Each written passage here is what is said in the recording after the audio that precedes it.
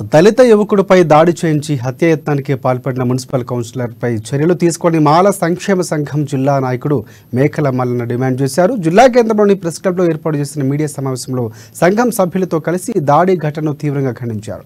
మాలలకు రక్షణ లేకుండా పోతుందని ఆయన ఆవేదన వ్యక్తం చేశారు. మావల మండలానికి చెందిన దళిత యువకుడు వంశీ బైక్పై వెళ్తూ ఉండగా పక్కా ప్రణాళికతో జీపుతో ఢీకొట్టి హత్య చేయడానికి యత్నించారని ఆరోపించారు.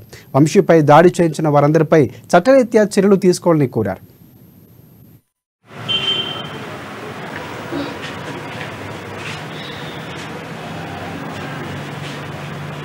ఈరోజు దళితులపైన దాడి జరుగుతుంది. నిన్న మావల గ్రామ పంచాయతీలో మావలలో మరి ఉష్కం రఘుపతి అని చెప్పేసి కౌన్సిలరు ఒక దళిత సోదరుడు ఎంబడి వంశీని అకారణంగా ఆయనను వారి అనుచరులతో ఒక జీబుతో గుద్దించి మరి మర్డర్ చేయించే కార్యక్రమాన్ని మరి చేపట్టడం జరిగింది.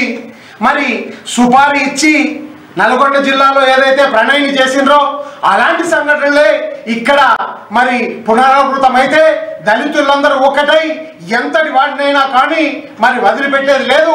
ఆయన పైన SC ST అట్రాసిటీస్ కేసును విధించి మరియు మర్డర్ కేసు విధించి ఆయనని వెంటనే అరెస్ట్ చేయాలని చెప్పేసి మరి దళిత సంఘాల ద్వారా మేమందరం కూడా డిమాండ్ చేస్తున్నాము.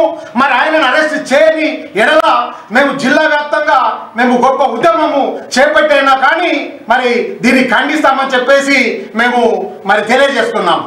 వెంటనే వారిని అరెస్ట్